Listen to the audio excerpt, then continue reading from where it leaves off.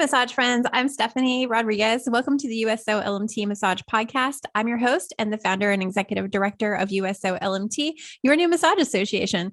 We are here to educate, elevate, encourage, and empower present and future massage therapists to get involved and push our industry forward through positive change. So let's get into today's topic.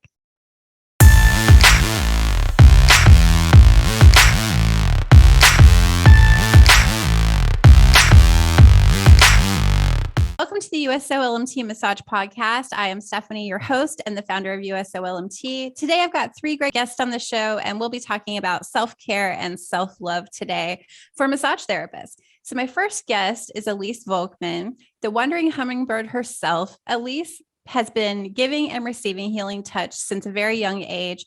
And shortly after graduating Port Townsend School of Massage, her wandering led her to learn a multitude of advanced techniques, including Lomi Lomi, Thai, Swedish, deep tissue, and more. I learned Lomi Lomi, and that changed my entire game of massage therapy. So I love it. Her talents landed her a third place medal in the World Massage Championship in 2017, making her one of the most highly sought after massage therapists in the United States. Rightfully named, this wandering therapist made it her mission to open the minds of fellow therapists and show them that there is more to massage than the confines of the room. She inspires therapists and clients alike to appreciate the beauty that is massage. She creates a sacred space of mind, body, and spirit, leaving you feeling light and renewed. So thanks for being on the show, Elise. So happy to have you here. Thank you for having me. I really appreciate it. Yeah, thank you. I've also got Christopher Jones with me today. Christopher is a board certified and licensed massage therapist in practice since 2007.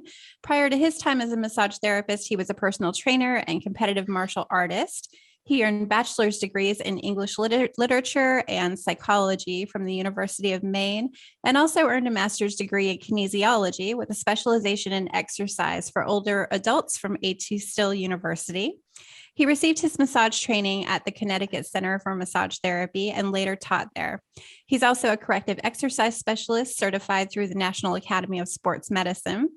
Christopher is a longstanding member of the AMTA, and he serves as a subject matter expert for the NCB-TMB, as a reviewer and content writer for several textbook publishers, and as an approved provider for continuing education for the National Academy of Sports Medicine. He currently resides and practices in Central Massachusetts. So thanks for being on the show, Chris. Oh, thanks for having me. This looks to be a good time. Yeah, excited to have you here. And Rian is Rian Gufarotti. She is a passionate entrepreneur, wellness coach, and teacher. She's always had a passion for helping people heal and has been doing so since 1998 in a variety of settings. She started practicing massage therapy while in high school, and her interest in the human body led her to massage therapy school in the year 2000, and later graduated from college with a biology degree. She opened her own massage school and wellness practice in 2012 in Colorado Springs. She is the owner of Soulful Wellness, where she offers health and wellness coaching, private yoga, sound healing sessions, and international wellness retreats. She helps her clients heal from within and foster daily self-love and self-care routines for optimal wellness and vitality. Rian is a massage therapist, yoga teacher, Ayurvedic wellness coach, and certified by the Institute for Integrative Nutrition as a health coach. Her mission is to help clients step into their power and reach their fullest potential by nurturing and nourishing yourself from the inside out so that you can flourish. I think that's great. So let's get into our topic today, you guys. We're going to talk about self-care and self-love. So my first question that I have is there a difference between self-care and self-love? And can we define that? So whoever wants to go first.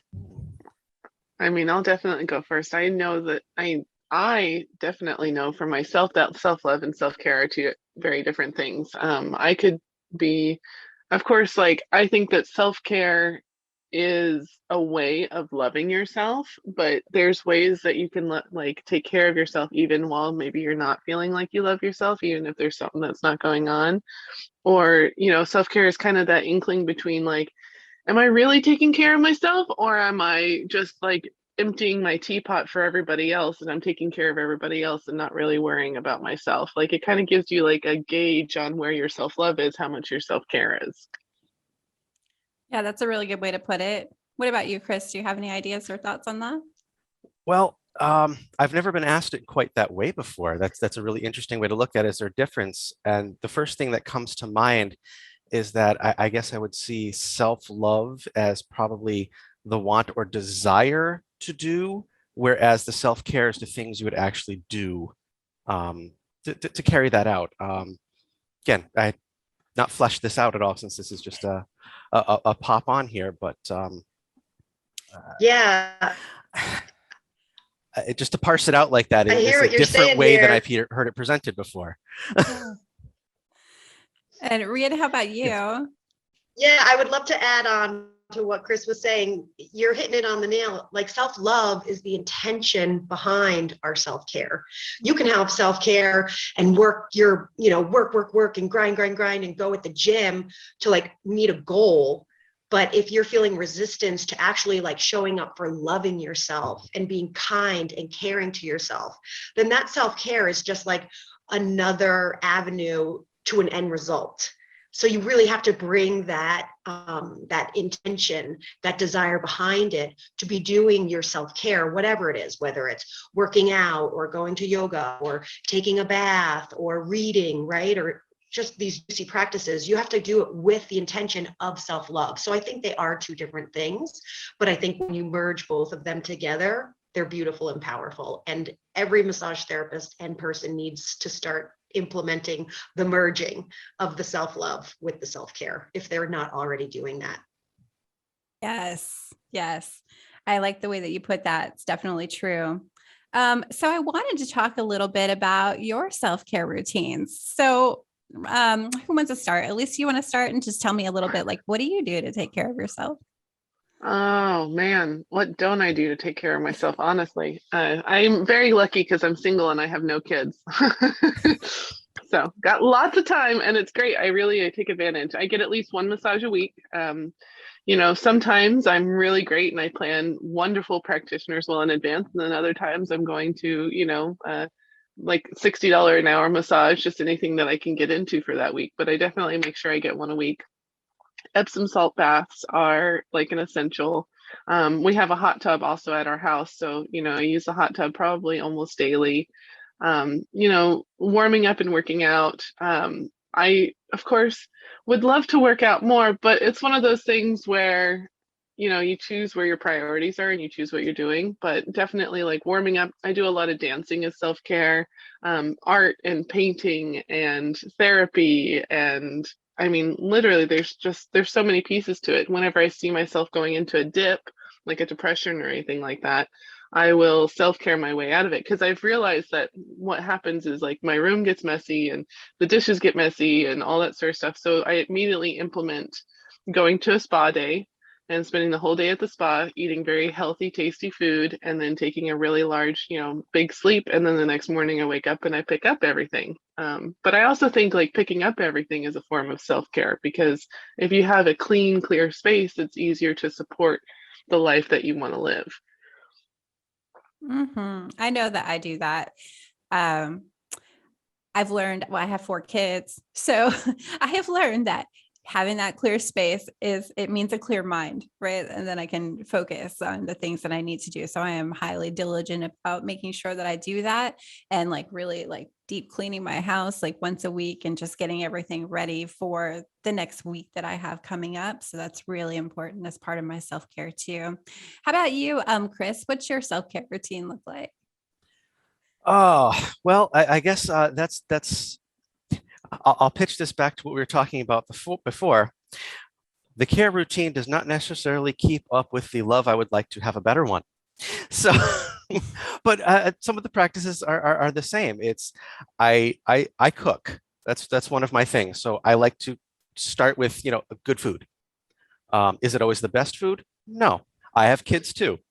They have particular likes, dislikes, will not eat, will eat, and some things they just kind of walk away while I'm cooking them, and that's fine. But I do like to start there, and I would almost say that's almost like a meditation for me as well. So I'll sit there and I'll prepare some food, and I'll do big batches to cook for the week, so to speak. So here's a bunch of 5, 6, 7 things. You can have combinations of them all week. This is where we go because we're not always in the same place for mealtime. So my wife works full time, I work, kids have activities. So we put things together as we can. Um, I do like to keep up with my exercise routine, which you would think working in a fitness facility, I could do a lot better. But being there so much makes me want to leave there equally as much sometimes. So sometimes it's really that battle to, okay, why am I here? Why am I doing this? Let's make a clear intention. So, we were talking before about that real intention to be able to put behind these activities. So I like to do that. I've actually been on the sideline for a couple of weeks. I had a couple falls a few weeks ago, and I almost thought I broke my scaphoid. So I've been in a hard cast for a couple of weeks till they determined that I have not had a broken scaphoid. It was just a really bad sprain. So I finally have it off. And yesterday I decided, hey, I'm going to go for a hike in the woods. And of course, the trail was all ice for the 3 hours that I was out there. Oh. But again, great meditative things to do. I haven't been able to do that because I was afraid of falling on it. So, you take things as they go through. I will honestly admit in this group, I can't remember when my last massage was. It was probably about 3 or 4 months ago. Damn. So yeah, I'm not happy or proud about that. That's too long. It is very much too long. Difficulty being finding the time. And we'll go back to what was already said. A little picky about where I'd like to go versus what's available. Mm-hmm. So I know we've all gotten on that one, but it's just little things you pick up as you go. Just the walk to and from school with my kids. That's a wonderful part of my day that kind of centers me. It gives me something to do in the morning to get moving and something in the afternoon to kind of bring things a little back to a neutral state and go from there. So it's a series of a lot of little activities as opposed to 1 or 2 really big events that I centerpiece my self-care around. We'll go with that. Yeah. I will say, like yesterday, for example, I was just feeling really anxious that morning, and just being able to get outside. I was out there for just like 5 minutes and I felt so much better. Like I forget how much the sunlight on my skin makes a difference, or how much just like sitting outside and just listening. I live in the middle of a city, but still, just sitting out there listening to like the wind and the nature sounds and all of that. 5 minutes, I was like cured. I was like, okay, I'm gonna go back in now. I'm good. So like just getting outside and having like a daily walk or something like that makes a huge difference. And then Rian, how about you? Yeah, I can so relate to what you all are talking about, especially with like carving out specific dedicated time or just getting it in when you can by just simply going outside and connecting, right, with the sun and the earth and the elements that are around. But one of my absolute favorite forms of self-care practice is performing Abhyanga massage. And so Abhyanga massage is self-massage on yourself. You're applying warm, unctuous oil onto your body. And this is an Ayurvedic practice. And the word in Sanskrit for oil is sneha, and that also translates to love. So you're literally coating your own love onto your body as you're massaging warm oil onto your body. And I think this is a practice that all massage therapists should do, whether it's 5 minutes, every day, or like on your weekend, self-care Sunday or self-care Saturday, all the way up to 60 minutes, because before you're massaging everybody else, you're working on loving and healing yourself with your own medicine in your own hands. So I absolutely love the practice of Abhyanga and am a firm believer that everybody should start implementing that practice, just to notice start touching your own body and then listening to what comes up. And like for me, of course, being a mama, anytime I come across my belly, I have judgments that come up, and I have to remember to be like, this loving portal brought children into this world, and I am judging myself. Let me bring some love and some kindness into this body, into this vessel that I have. So that's one of my favorite self-care practices. Also, just like stopping and like putting my hand on my heart when I'm stressed or anxious or nervous about something, and asking myself, what do I need? And just being grateful and in the present moment. So like these little things, it doesn't have to be big and grand, just these little moments to just tune in and connect with myself and give myself love. I love that. So is there a certain pattern that you're supposed to do your Abhyanga massage, or like a certain time of day? I know sometimes those Ayurvedic routines are like, there's a certain time of day you should do this, or like a certain pattern. Can you tell us like a little bit more details about how we do that? Yeah, I like to do it in the morning, and the morning is really the best time. But, there's no wrong. Whenever you can get to it, get to it. But the practices and the teachings say do it first thing in the morning, when you're creating your morning ritual and your morning routine. Tongue scrape, oil pull, do a little bit of dry brush. As your oil is warming up, then massage some warm oil onto you, and then hop into the shower and then wipe the oil off. You don't need soap. The oil's going to like pull impurities from the body, and then you just wash the oil off in the shower. So you do have to be careful of like your drains and things like that with oil, and make sure you have special Abhyanga towels for the oils because they do become rancid. But there's other trains of thought that's like Abhyanga, like after you exercise before you're going to go into the shower, so, or even put Abhi oil on and then exercise and then take it off to kind of stimulate the lymphatic system as well, and to help the detox practice. So there's no wrong, and find what works for you. Sometimes we get caught up in our head, and it's like, I need to do this the right, it's not going to work. And it's like, nope, just find your rhythm, find your groove, and see what works best for you and your lifestyle, right? Busy moms or single women, or busy dads. It's like, where can you get it in, and what feels better for you and your body, and noticing it. Sometimes you might want to Abhi before you take a shower, and sometimes you might want to Abhi after you take a shower and leave the oils on a little longer. Mm-hmm. Is there a certain kind of oil that you use for it? I liked a great one is sesame oil. That one pretty much all purpose, doshas and skin types.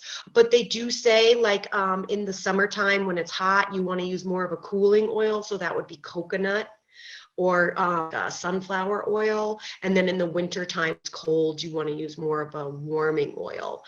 So that could be more of your sesame. But, you can try avocado oil. You can try safflower, sunflower, jojoba, what works best for you and your skin type. And it's all about experimenting and testing, Mm-hmm.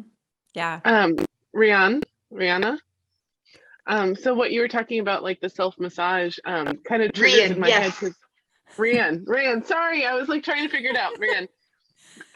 So it reminds me, growing up, my mom never moisturized. And so for me as a, growing older, I'm like, oh God, I need to moisturize. And so I'm not very familiar with Ayurvedic, but what I've been doing is I've been figuring out which moisturizer I use. And then I use that to like self-love and to massage and everything else like that. So, moisturizing my neck, moisturizing my face, doing like after my shower, just getting in everywhere and just like loving and touching myself. So it triggered that thought process of that is something I do every single day, whether I do it for a minute or I do it for 5 minutes, because I'm like, oh man, I really like, my knees, I love that, Elise, and it's so true. And you're bringing that intention behind the practice. You're like, oh, I didn't even realize I'm doing some form of this ancient Ayurvedic practice. You're just loving yourself as you're putting on, moisturizer and making yourself feel good. And I don't know where you live, but I'm in Colorado, and it is so dry. So it's just like so important for our skin. But you're really affecting all the different systems of the body with Abhyanga, which is so wonderful to do, and you're really getting down to all the layers and the levels of your tissues and your organs and your mind. You're really connecting that mind-body piece, which is just something that's so important, and we need to do more and more of, to really be embodied and feel our feelings and our emotions. Mm-hmm. Chris, do you moisturize? Just out of curiosity. Okay, so this has been, now I'm flashing back, right?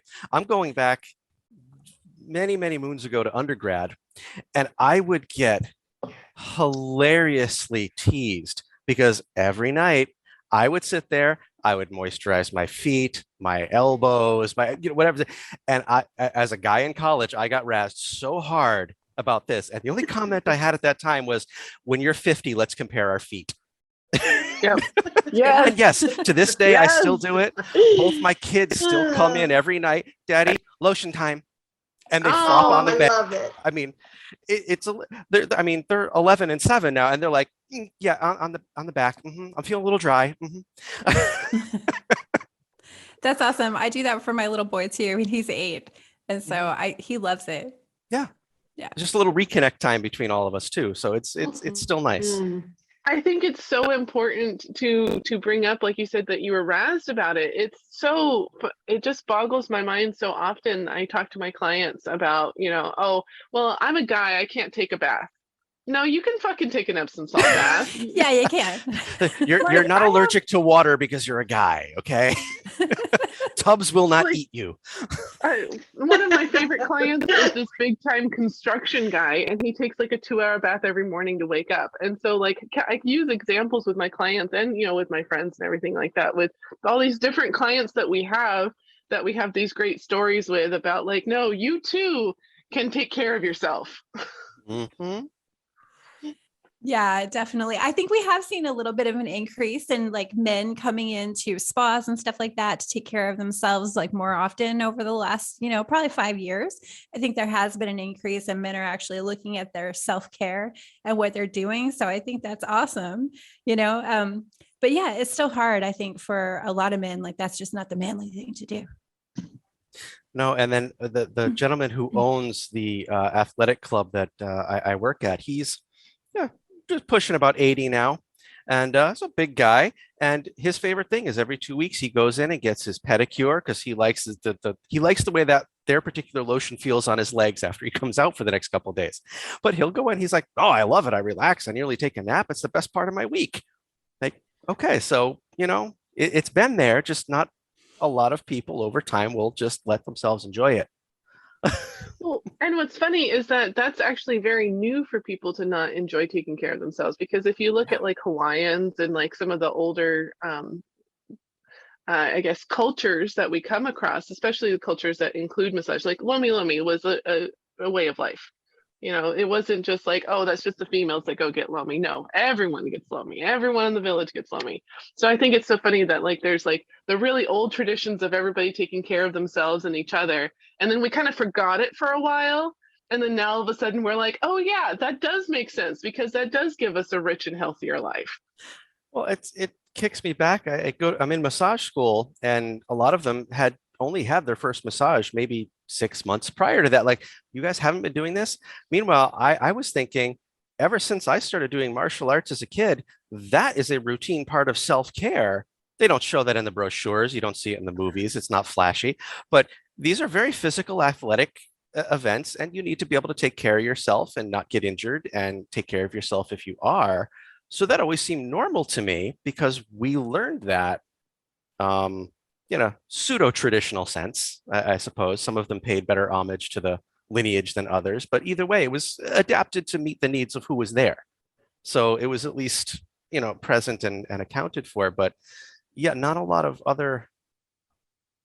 places keep that moving forward as a normal and routine part. It's always seen as like an add-on or an extra, or what I'm always fighting with a lot of people, a self-indulgence. What's wrong with that? Yeah. What the hell's wrong with indulging yourself once in a while? Yeah. Hallelujah Damn on that thing. one. I mean, what's the point if you can't? Right? I know. Yeah. So, I mean, let's talk about like the new massage therapist. I feel like when I was a new massage therapist, I had to take care of myself a lot more than I do right now. There were things that came up, like my body mechanics weren't that great. So my back would hurt more, my feet would hurt more because I was getting used to standing on my feet all day, every day. So what tips do you think we could give to the brand new massage therapist to really make sure that in that first year, they're going to be okay?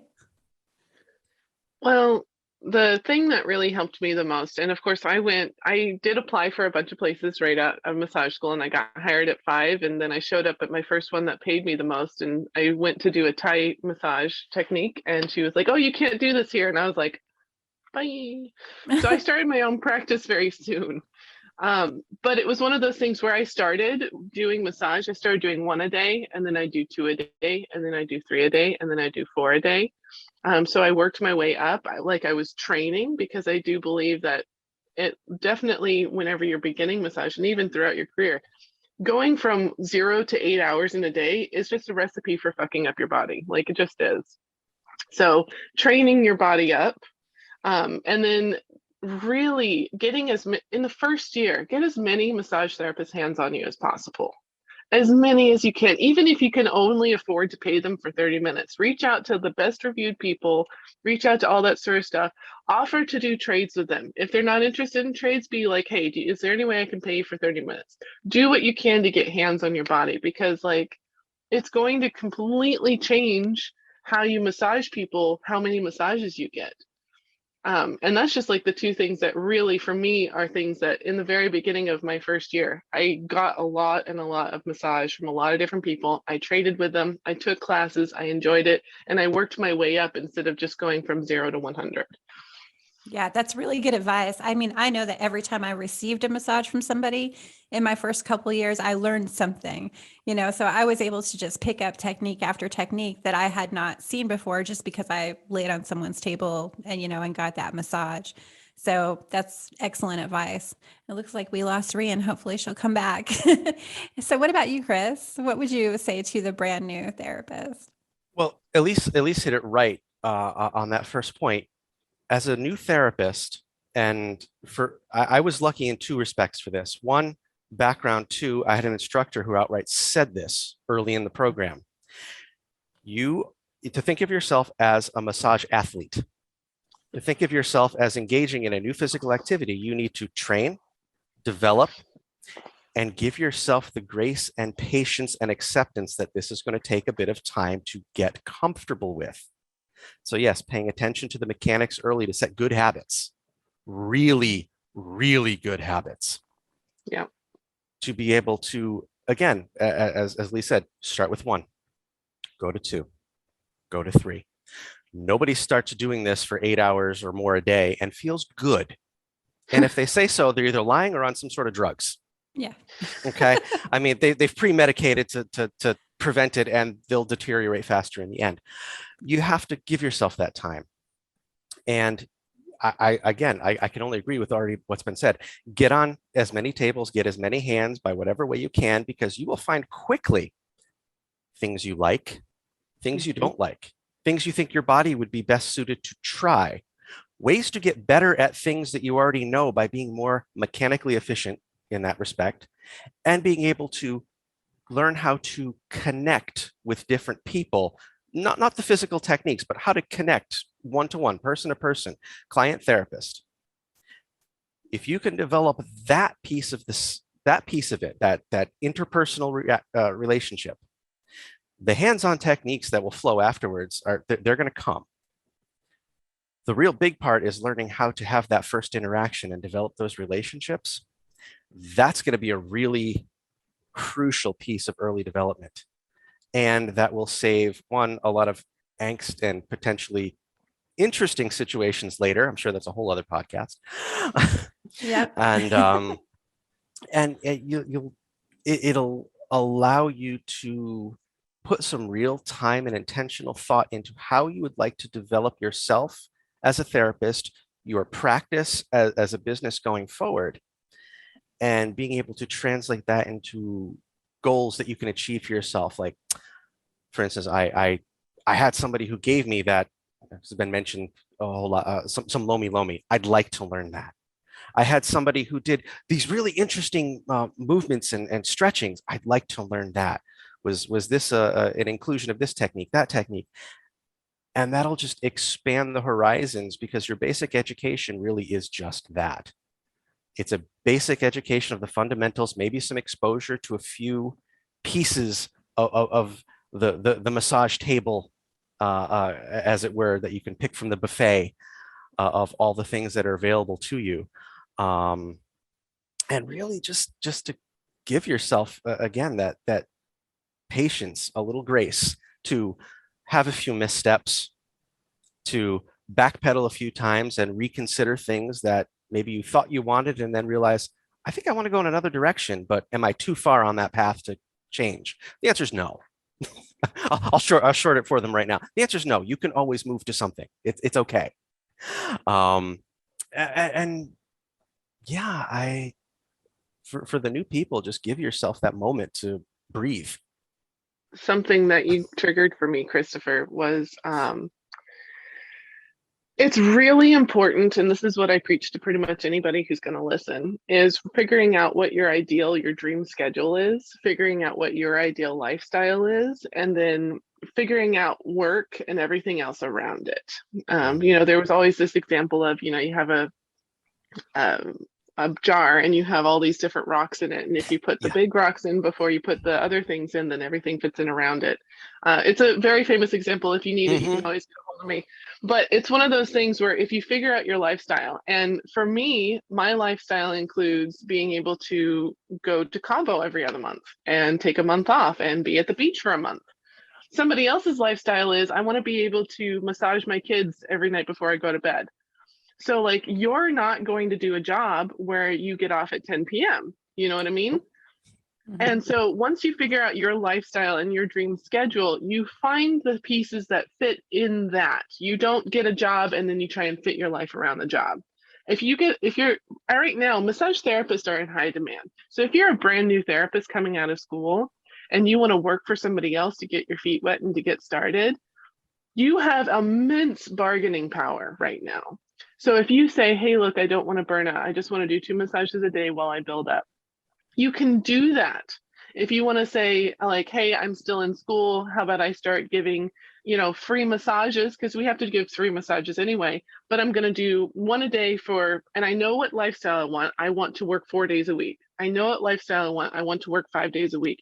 You can start giving massages 1 day a week while you're in school. So by the time you're out of school, you're probably up to 2 a day. And then you collect all those emails, and then you have all of those clients and all those people that you've touched that can then give you reviews. And then like, it's just this whole pattern. So like figuring out your lifestyle is like the biggest self-love, self-care of it all. Figuring out what you want, what you need, what's going to feed your soul before you try and like help anybody else. Elise, you're hitting it right there. It's to be able to set those boundaries around what you want and to find people that respect them. If that's your desire to work with others, you have to find ones that'll do that. And as you said, right now, we have some really good bargaining chips because there aren't enough of us to fill the needs that are around. But yeah, it really is that ability to know that you can say no.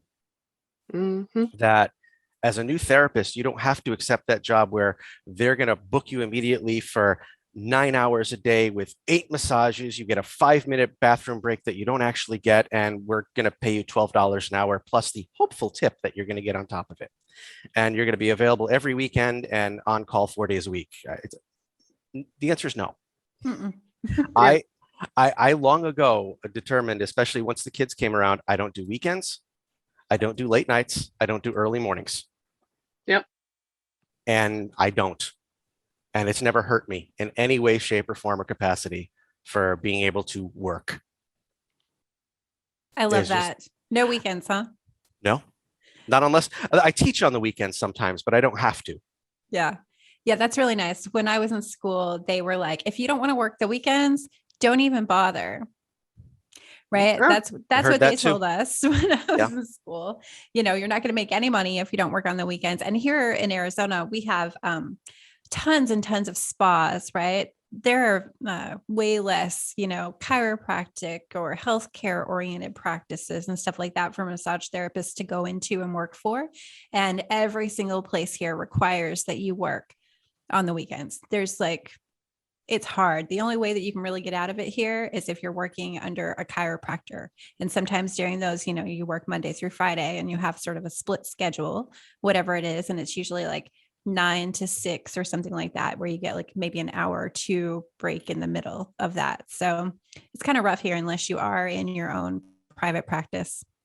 So you're telling me that I need to go and open up practices over there and help people out, right? Yes. Show them a better way. Please. I mean, and another thing for new therapists is take your time in between sessions, right? Like these 5 minutes between, I have 30 minutes between. Sometimes I'll even do an hour if I want to take a lunch or something like that. But I do a minimum of 30 because then if I get backed up, I can catch up within one client. If I need to poop, I have plenty of time. If I want to have a snack, if I want to like do a little dance off because my body is feeling weird and now I'm going to dance. Give yourself the time between clients. And if you're working for a place that isn't going to give you that time, there's like 700 clients to every one massage therapist in the United States right now. Literally, there's so many clients to every massage therapist. We only need like 30 or 40 to fill up our entire books. Yep. Yeah. Like if you're in a position where you can't find a good place to work for, there are mentors in this field. I know I mentor. I know like I could probably give you a list of at least 15 different people that you can sit and talk to. Some of them are free, some of them cost money, some of them, it all depends. But like there are ways to get away from the rat race, because when I got out of school and they were offering me $18 an hour, I was making 33 at my sales job. There was no fucking way I was going to have 5 minutes between clients making $18 an hour and maybe, as Chris said, get a tip. Like, yeah, nobody got time for that anymore. It's insane. That is absolutely insane. It's 2022. I know, and even with the coronavirus, and they, trying to get people to do 15 minutes in between appointments, like most of the bigger corporations in our industry, they didn't even do that. They found cleaners that supposedly cleaned within 2 minutes so that you could just still keep on your back to back routine. Yeah, I debated slapping a label on an existing product with a faster turnaround time just to profit in that time, but I have ethics. So, but yeah, it's ridiculous.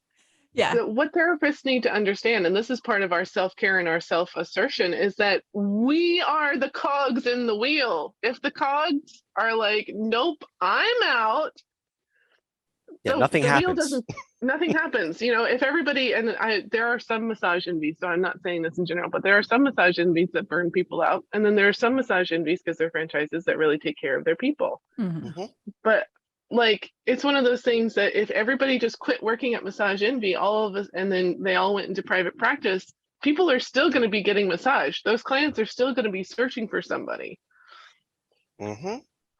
Yep, that's true. And like right now, I feel like all of the bigger corporations, they're surrounded by independent therapists now. There has been a huge increase in the number of independent therapists in the last 2 years.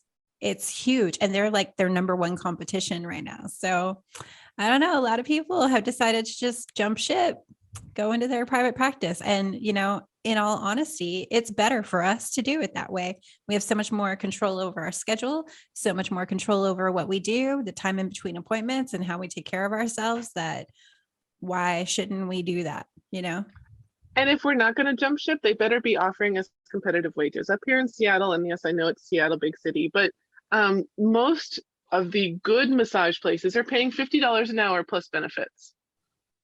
Wow. Yep. That's not heard of over here. Yeah. And it's one of those things, like you can even make $70 at a high-end spa. Like it blows my mind that people think that the only way to do it is to go to low paying jobs, because they have to get their feet wet and then they burn out. And it's all because they're not taking care of themselves, because they don't have the money to take care of themselves, and they don't have the time because they're working too much. And it's just like, it's this whole feeding cycle that just keeps on taking us out of the field within 7 years or less. Mm-hmm. I think I read somewhere it's like 5 years now. Oh, God. Yeah, the numbers are trending in a bad way, and it's burnout and injury. Injury is the old one. Burnout's the new riser on the getting us out. But yeah, 3 to 5 years in the field on average, and they're done. Yeah. Rian, welcome back. Are you all connected? Thank you. Yes. Sorry. Yay, hi. Yes, thank you. I think we're talking about burnout, and I definitely went through that. I think if you've been in the career for as long as we all have, you experience some form of burnout at some point in your career. And you really have to kind of dig deep and reevaluate and switch up your patterns and behaviors in order to find longevity in the field. Mm-hmm. I know I did. Because I worked my first 2 years in a franchise and one of the like a really fast paced environment. My schedule got booked solid very quickly. And I was kind of locked into just doing deep tissue massage. I never got to do a Swedish massage. I never got to do anything that helps like to relax my body. And then my pay was not good.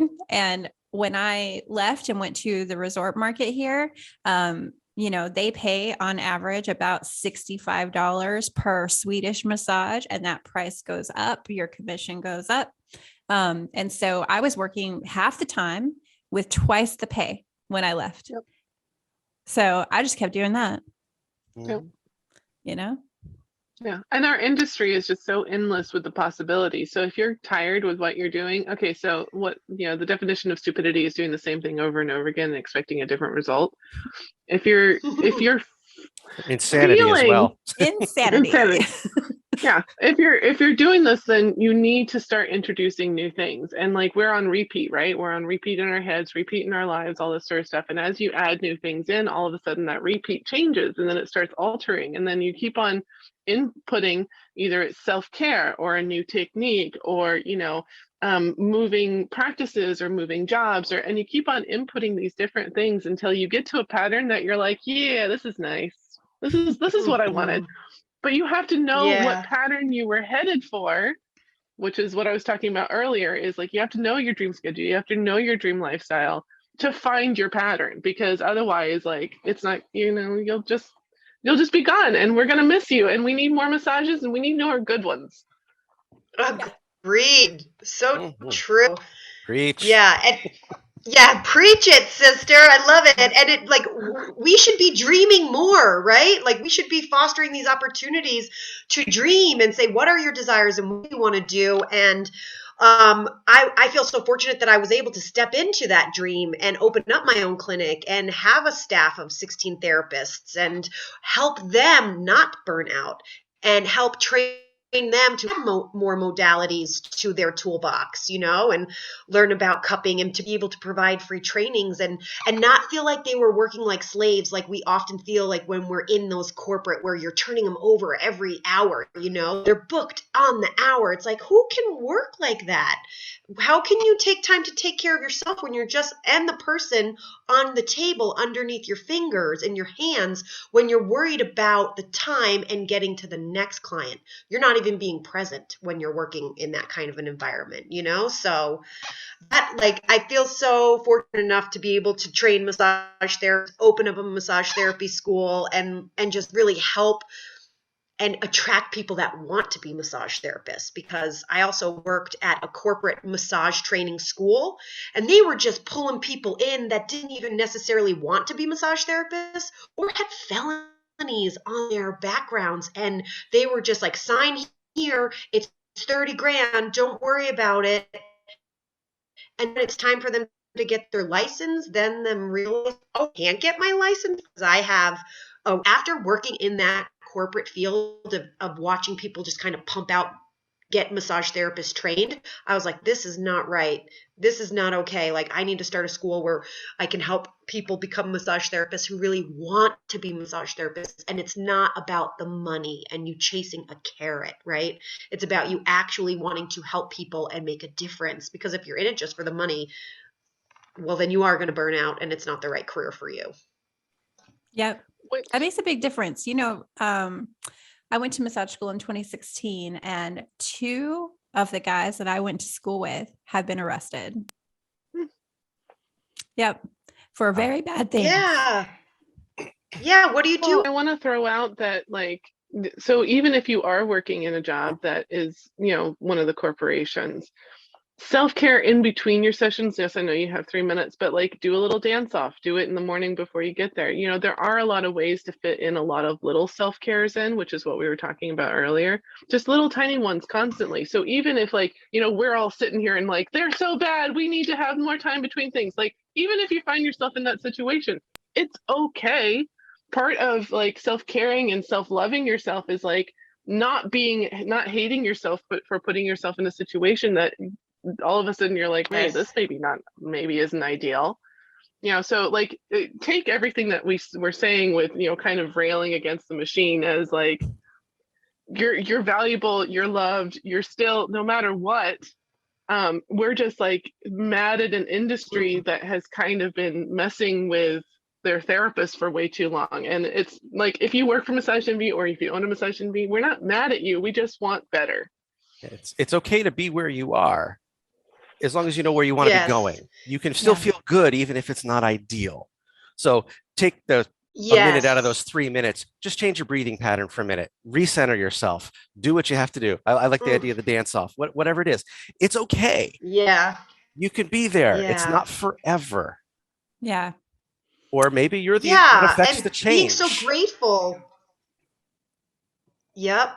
And being grateful for having that stream of income and having that job and having that opportunity and knowing, that it could be a stepping stone to something different, and that you're on your way to wherever you want to go, and that you are the co-creator of your life and you are the co-creator of your dreams and your destiny. Just put it in place and have a strategy, right? And meet those goals that you set for yourself. It's very Yeah. rare to start at the ideal. Mhm. Very super rare. Hardly ever But happens. you can do it. You Don't can. think that you can't. But it's okay to do the work to get there. That's the other part. It's okay to Mhm. be on the path to doing it. Mhm. You don't have to be angry because you're not there yet. There's always another carrot to Yes. dangle for yourself. So just be okay with being on a journey. Don't miss it for the expectation of a destination. As a franchise therapist, very new in my career for the first 2 years, I was a lead therapist too, very quickly. So I had a lot of responsibility in my position. Some of the really good advice that I heard, I never worked out before my shift ever because I worked long shifts and then I would just get too tired. So some of the things I would do is either like soak in an Epsom salts bath before I went into work, or even just use my heating pad and just lay on that and just kind of use that to warm up my muscles before I went into work, and try to do that within the hour before I had to be there so that I was feeling, good and loose and relaxed, when I got into work. So that was really, really good advice for me. And then during the weeks when I was working, those long shifts, I came home and I just kind of I didn't have to do anything. I had a stay-at-home husband at the time. So he cooked the dinner and he did all the stuff, which was really great. And I'm telling you, I don't even know how I would have survived the first 2 years of my career had I not had that somebody else to help me and do that for me. I guess I probably would have been, meal prepping on the one day that I had off work, right? To make sure I didn't have to do any of that stuff when I got home. And just really making sure that I could just go home and relax. And that's literally all I had to do. So, Stephanie, you hit on a very key point of support, of figuring out what your support system is. Part of self-care is having a support system. Wait, self-support? What? I'm supposed to be taking care of myself. Part of self-love is knowing your support system. It's cultivating that support system. It's knowing who, like if you have a kid, knowing which babysitters you can call on which day. It's knowing, okay, so if I can't cook all this and I don't have time for all this, then how am I going to support myself for later? Because it is so much harder to sit down after you're at work and be like, oh, no, I have to cook food.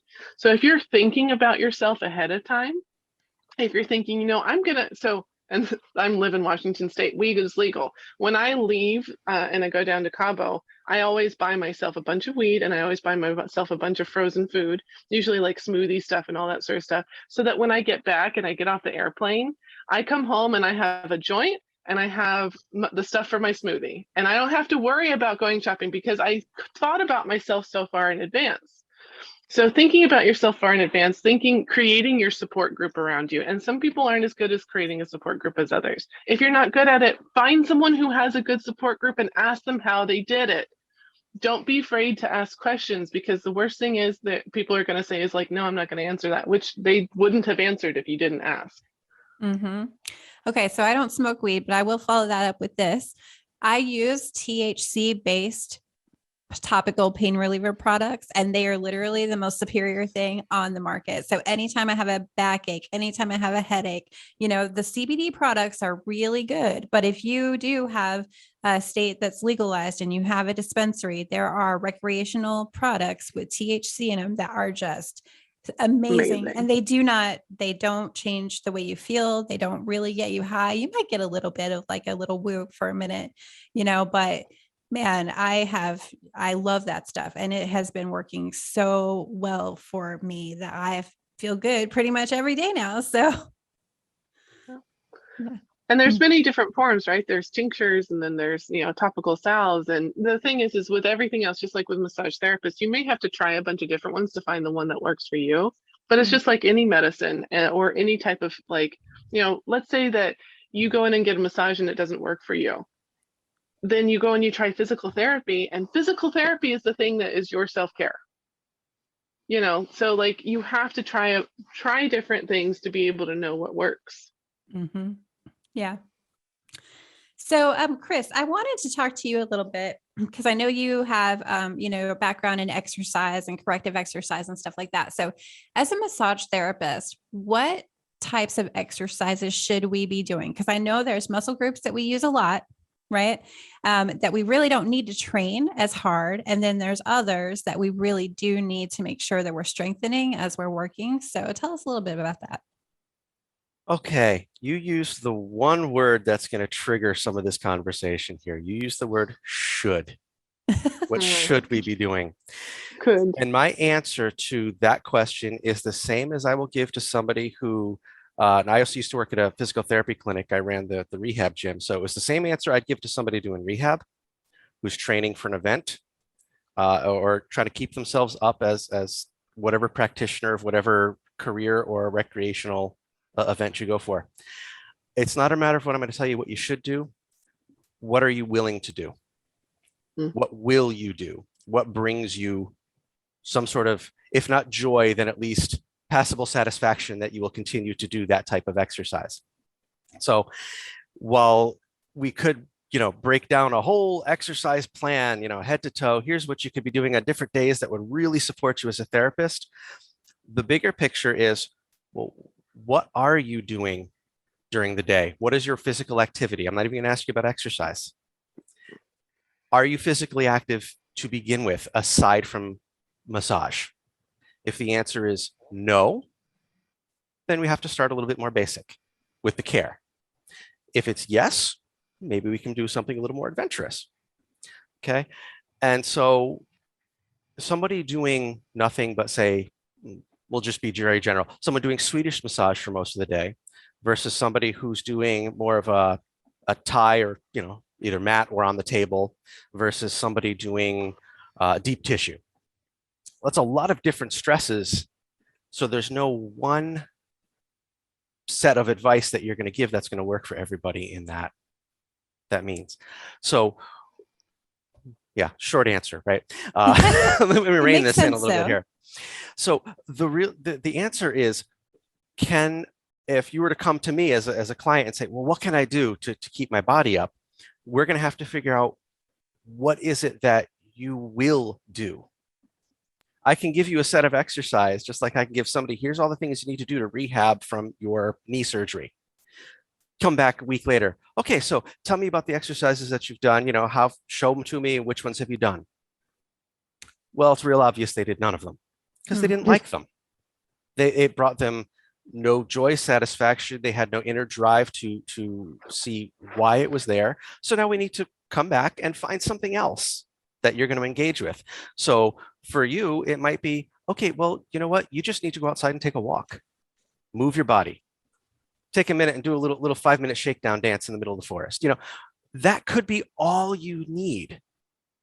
If that's where your body is. If we need something that's more progressive or even preventative for, say, injury, if you do something that's really vigorous all day, you need your body to have that stamina and the ability to withstand the forces that are being put onto it during the day, right? So we might be looking at something that's not necessarily aerobic. We might be looking at something more joint stability, muscle building, because you need to be able to absorb that to be able to take it. Now, I'm not going to turn you into a competitive bodybuilder and bulk you up because that's not necessary. I love dispelling that piece. Like, just because you do resistance exercise, nobody has to develop anything more than you already are. We can just build what you have. So it's about, at least on the physical side, making sure that you have the stability to support the activities that you're doing. That's really the base of it. And if we can find something that you enjoy, Somebody who enjoys dancing, we can work with that.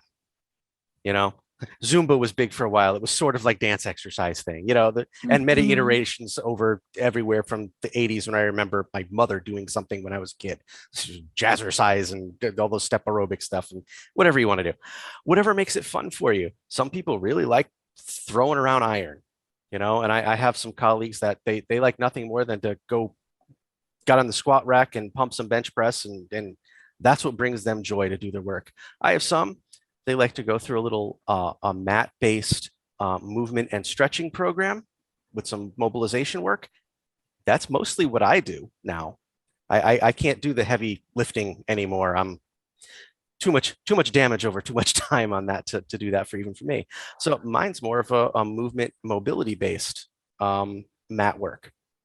So there's a lot of different ways to be able to do it. The whole thing is to put the time in to find out what's going to work for you, Mhm. not what's going to work against you and make you think, I'm not doing it enough. I'm not doing it hard enough. We need to find something that meets the expectations of what you need to do in your day, will help set you to a path where you're less likely to injure yourself in the line of your duties, and that you're able to enjoy your recreational time doing other activities that are completely not massage related. Yeah. I've seen too many people, they train for the one thing they do and they blow out their shoulder washing their car. Mhm. So many different ways. CrossFit brought me a lot of these people. Yes. Not to slam Mhm. CrossFit in general, but a lot of CrossFit was horrific in what I saw it Mhm. do to people. But they trained for that one thing, and then they lose feeling in their leg while walking their dog because they got pulled the wrong way and couldn't withstand that force. But it's just the way you train your body. So it's really going to depend on the totality of it. It's kind of more of a holistic way to look at it. I'm not just training you for massage, but you need to take in your massage, your recreational activities, other things you do. And then I'll just throw in one more point and I'll stop talking. Otherwise, I'll keep going. The most active component of this that most people forget, and I'm going to use a 4-letter word here, rest. REST. It is an Mhm. active component of training, and I cannot emphasize this hard enough. Go to sleep, people. Stop doing things. Just stop. Turn off for a little while.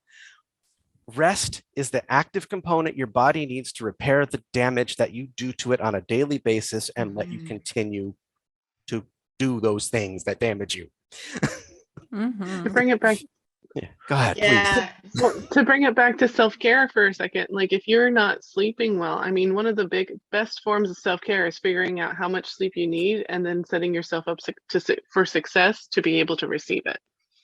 Yes. Like Mhm. I'm an 8 to 10 hour minimum kind of girl. Anything over 10 hours, I feel bad. Anything under 6 hours, I literally feel nauseous all day.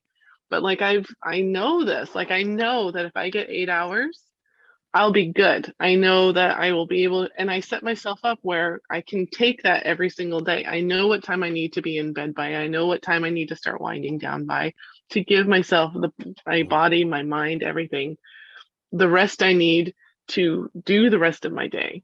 All these self-care things are giving us the tools we need to live our lives. We're Mhm. not like living our lives to get the tools. Yep. Hmm. Yeah. And I just want to add real quick, like with what Christopher was talking about with exercise and resting and what works for you, like yoga really revitalized my massage therapy practice. I was definitely coming up against resistance again with having burnt out, and yoga provided me the tools to really help my body and my body mechanics when I was in the massage treatment room. And I can tell like I wasn't in it to win it when my body mechanics were suffering. I wasn't being strong in my body. I was sacrificing my body for somebody else. So I knew I needed to take care of my body first. And yoga really helped me do that. It made me stretch, strengthen, get the rest I need at the end of every class with like Shavasana.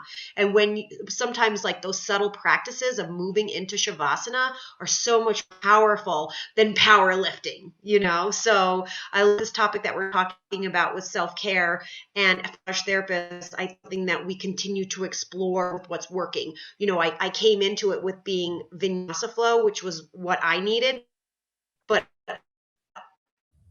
4 years after the fact, I'm now all about the Kundalini practice and like clearing my energetic bodies and like really connecting with my spiritual self, or moving in restorative practices where I can just really match my breath with my body and kind of go into that like sleep yoga state, which is so nice. So find something that you enjoy doing and that you get to do. You don't have to do it. You get to do it.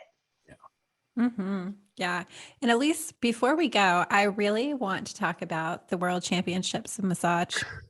I mentioned that actually a couple days ago. I was on somebody's social media and we were talking about, they were talking about doing clinical care versus, the girl wanted to do hot stones in her practice, and somebody was kind of giving her shit for that because she was like more of a clinical massage therapist. And I was like, have you guys ever seen these people on the World Championships of Massage? And like their flow is like on a whole other level. Like these people are climbing on tables and they're moving bodies like, it's just the most amazing thing to watch. And I really want to talk about that.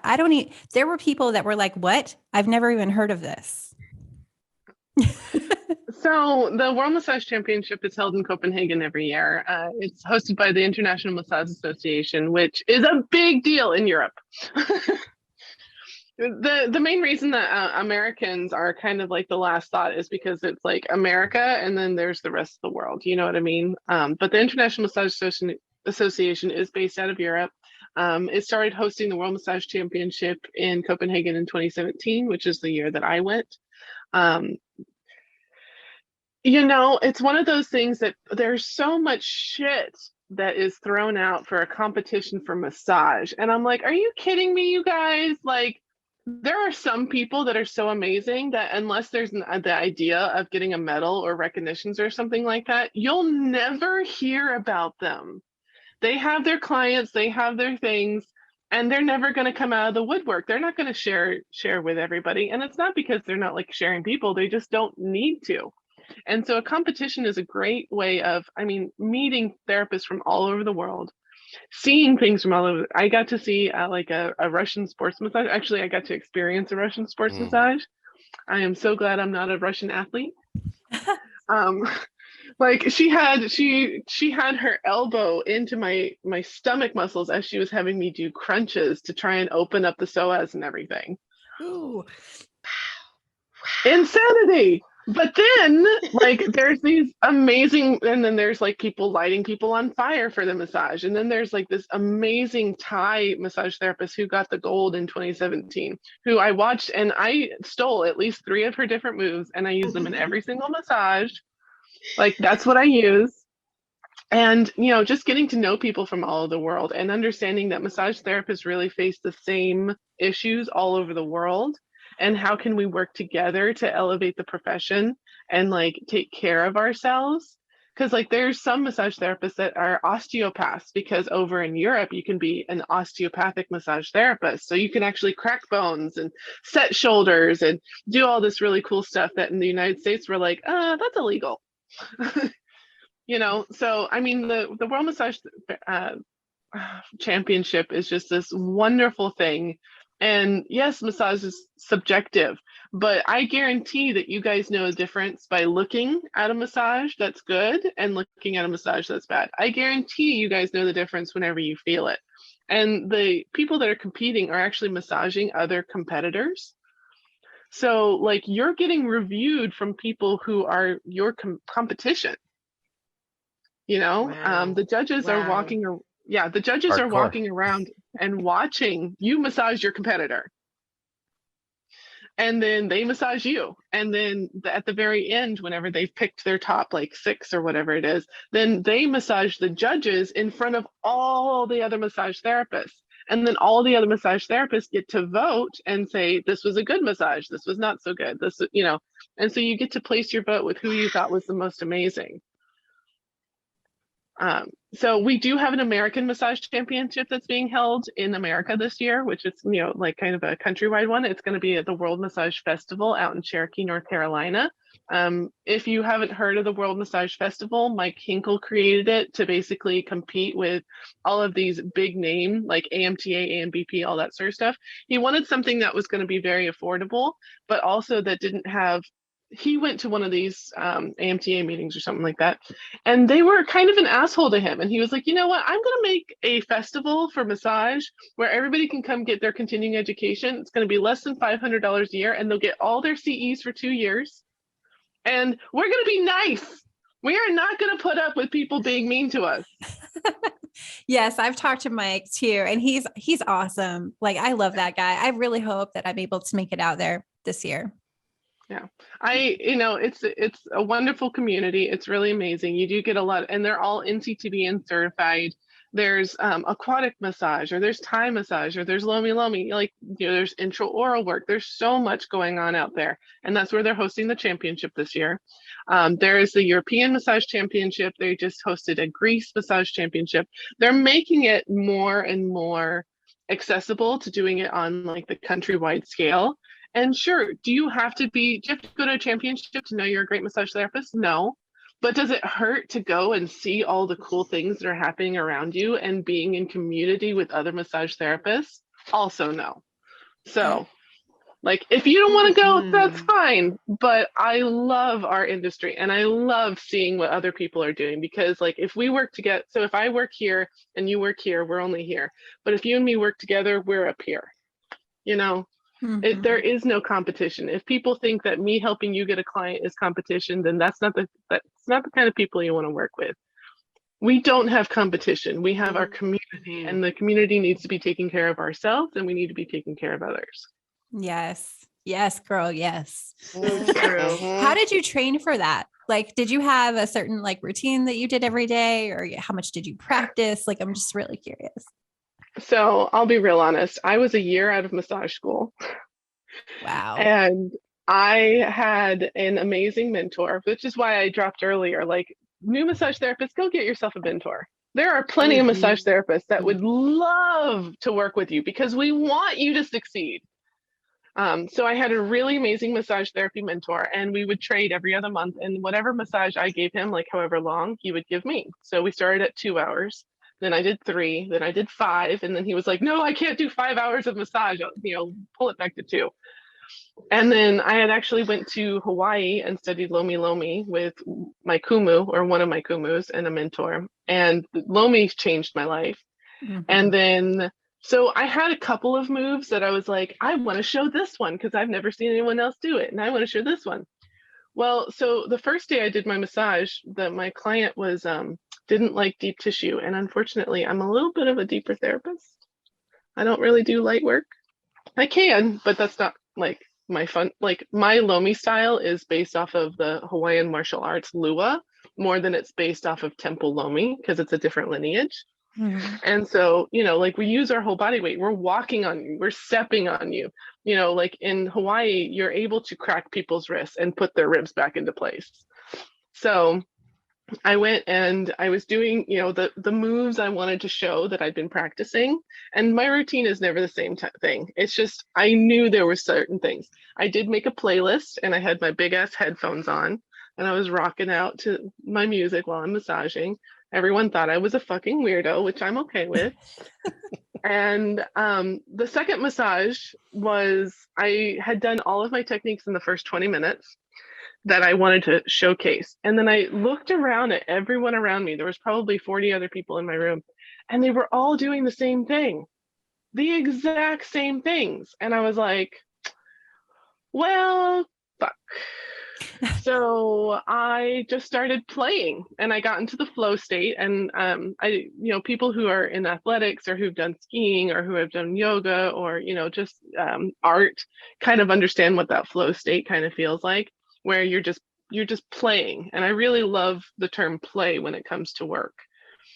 And so I just started playing, and I like got up on the table and I did this and I did that. And then at one point I have my hands behind her occiput, my elbows bracing her chest open and my knees in her hip attachments as I'm like lifting and cradling her off the table. And then I started getting everybody's taking pictures of me, and I was just like, well, obviously I did something right. And so it was one of those things that I did practice with my mentor, but even the practice was very free form and just like, I want to try this out. I wonder what this feels like. I wonder what this does. And then just, coming to the championship. And I went there so I could meet really amazing people, and I left with a medal. And that just like, it's a highlight. It's a highlight.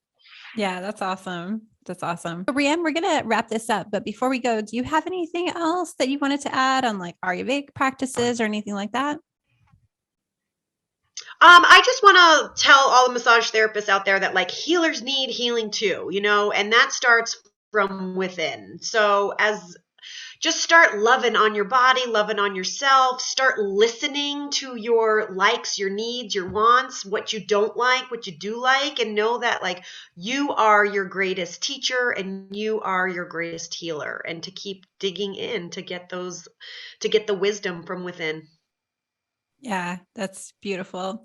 Do you guys have any like websites or anything that you want to share as far as like resources with anybody, or, talk about how they might be able to find you? So I have the website for my practice. I am working on a website for my mentoring and coaching and lifestyle and all that sort of stuff. Really, honestly, the easiest way, if you want to talk to me, reach out to me on Facebook, Elise Volkmann, or you can email me at wanderinghummingbirdmassage@gmail.com.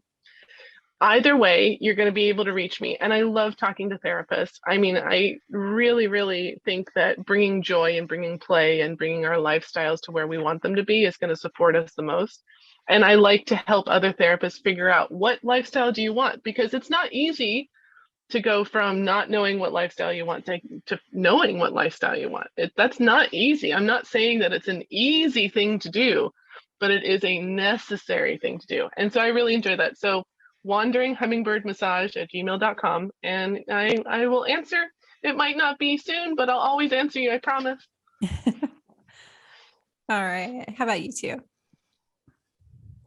Well, I'm probably one of the most social media barren people I know. I just don't do much with it. I only have a personal Facebook page that I'll check once a week, so I don't know if that's the best, but email, I'm very responsive. It's cvjones@gmail.com. Got it nice and early for a good clean address.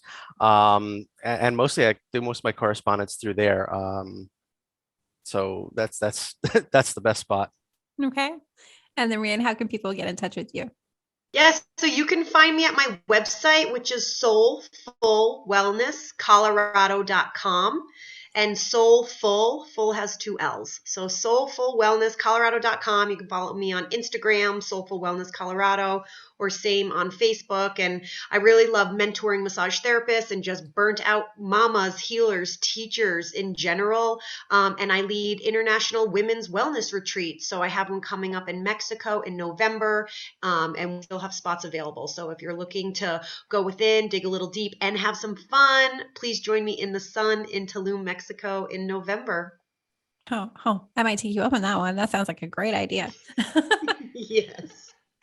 Thank you so much, Stephanie. Yes, thank you. All right. Well, I just want to thank all of you guys for being on the show. Thank you so much for coming and sharing all of your wisdom and your knowledge on self-care and self-love. Thanks so much for joining us today on the USOLMT Massage Podcast. We hope that you found this episode fun and informative. You can be a part of the making of our podcast by joining Massage Therapists Redefining the Future on Facebook, where you'll be able to choose the topics that we discuss and send in questions to be answered on the show. Check us out at www.usolmt.com. Follow us on LinkedIn and Facebook at USOLMT. Join our Facebook group, Massage Therapists Redefining the Future. Follow us on Instagram and TikTok at USOLMTmassage.org. Also, let us know if you have any questions or would like more information by writing us at bethechange@usolmt.com. Also, be sure to check out the video description down below for links to the resources that we discussed on the channel. If you're listening on Spotify or just listening to one of our audio podcasts, please go over to YouTube and visit the video and check out the links that we have there for you with all of the resources. Also, please subscribe to our audio and our video podcast for further episodes. Thank you so much for watching and for listening, and we'll see you next time.